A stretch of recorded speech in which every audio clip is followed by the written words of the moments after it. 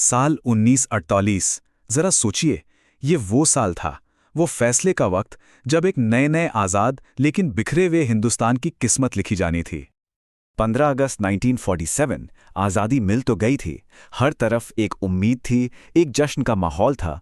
लेकिन इस जश्न के पीछे एक गहरा डर भी छिपा था, एक सवाल कि आगे क्या होगा। और यही यही सबसे बड़ी चुनौती थी। उस वक्त का भारत एक देश कम और अलग अलग रियासतों का एक गुच्छा ज्यादा था। एक ऐसी पैचवर्क रजाई जिसके टुकड़े जुड़ने को तैयार ही नहीं थे। हर रियासत अपने भविष्य को लेकर उलझन में थी। चैलेंज कितना बड़ा था, जरा इस नंबर पर गौर कीजिए। 562। एक दो नहीं, पूरी 562 सेमी इंडिपेंडेंट रियासतें। इन सब को एक साथ लाकर एक देश बनाना था। ये कोई मामूली काम नहीं था, एक महायज्ञ था। तो चलिए जरा इस कहानी में गहराई से उतरते हैं, मिलते हैं उन शिल्पकारों से जिन्होंने इस नामुमकिन लगने वाले काम को अंजाम दिया, जिनका सिर्फ एक ही मिशन था, इन बिखरे हुए टुकड़ों को जोड़कर एक मजबूत, एक अखंड भारत बनाना। और इस ऐतिहासिक मिशन की कमान संभाली थी सरदार वल्लभ भाई पटेल ने। लेकिन वो इस लड़ाई में अकेले नहीं थे। उनके साथ कंधे से कंधा मिलाकर खड़े थे उनके सबसे काबिल सहयोगी वीपी मेनन। इन दोनों की जुगलबंदी ने ही इस विशाल काम को सच कर दिखाया। आप कह सकते हैं कि ये दोनों एक दूसरे के पूरक थे। एक तरफ थे पटेल, लौह पुरुष जिनकी पॉलिटिकल विल और फैसला लेने की ताकत का कोई सानी नहीं था। तो दूसरी तरफ थे मेनन, एक ब्रिलियंट ब्यूरोक्रेट, एक मास्टरमाइंड जिन्होंने इस एकीकरण का लीगल ब्लूप्रिंट तैयार किया। और इस ब्लूप्रिंट का सबसे बड़ा हथियार था इंस्ट्रूमेंट ऑफ एक्सेशन, यानी विलय पत्र। बड़ा सिंपल सा डॉक्यूमेंट था, लेकिन बहुत असरदार। इसने रियासतों को एक रास्ता दिया। डिफेंस, फॉरेन अफेयर्स और कम्युनिकेशंस, ये तीन चीजें भारत को सौंप दो और यूनियन ऑफ इंडिया का हिस्सा बन जाओ। इसकी सादगी ही इसकी सबसे बड़ी ताकत थी। लेकिन हर कोई इतनी आसानी से मानने वाला नहीं था। अब बात करते हैं उन शुरुआती बाधाओं की, उन अहम रियासतों की जिन्होंने इस एकीकरण का विरोध किया और एक अखंड भारत के सपने को आगाज में ही तोड़ देना चाहा। जूनागढ़, कश्मीर, भोपाल, ये कुछ ऐसी ही रियासतें थीं। जूनागढ़ का शासक पाकिस्तान जाना चाहता था, पर वहां की जनता ने साफ कह दिया, हम हिंदुस्तान के साथ हैं। कश्मीर पर जब कबायली हमला हुआ तो महाराजा ने भारत से मदद मांगी और विलय पत्र साइन किया। तो इन शुरुआती जीतों ने साफ कर दिया था कि भारत पीछे नहीं हटेगा। लेकिन असली इम्तिहान तो अभी बाकी था। सबसे बड़ी चुनौती अभी आनी थी। और वो चुनौती थी हैदराबाद, सबसे अमीर, सबसे ताकतवर रियासत, और इसका शासक निजाम आजाद रहने का सपना देख रहा था।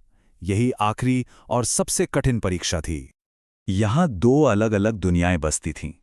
एक तरफ था निजाम का सपना, एक आजाद सॉवरेन स्टेट का, और दूसरी तरफ थी वहां के लोगों की कड़वी हकीकत, खास करके तेलंगाना के इलाके में, जहां जमींदारी जुल्म और शोषण चरम पर था। और इस जुल्म को अंजाम दे रही थी रजाकार सेना। ये निजाम की एक प्राइवेट मिलिशिया थी जिसका मकसद था दहशत फैलाकर आज़ादी के सपने को जिंदा रखना। इनके अत्याचारों ने, इनकी हिंसा ने शांतिपूर्ण समाधान के सारे दरवाजे बंद कर दिए थे। अब भारत के पास एक्शन लेने के अलावा कोई चारा नहीं बचा था। और तब सरदार पटेल ने अपना आखिरी पैगाम दिया, एक साफ चेतावनी कि अब बातचीत का वक्त खत्म हो चुका है, कूटनीति के रास्ते बंद हो चुके हैं। अब वक्त था फैसले का। और इस फैसले का नाम था ऑपरेशन पोलो।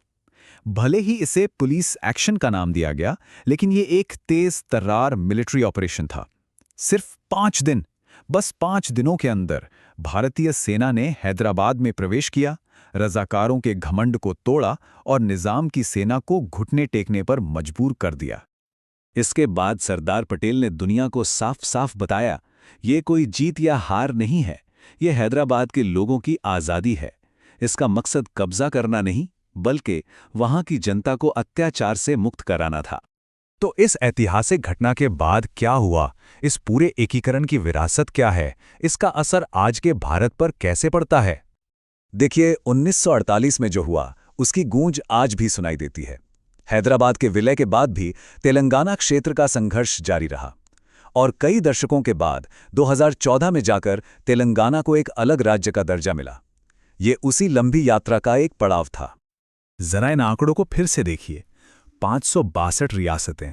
ऑपरेशन पोलो चला सिर्फ 5 दिन और इन सबसे मिलकर बना एक मजबूत गणराज्य। ये जो अचीवमेंट थी, ये सच में असाधारण थी।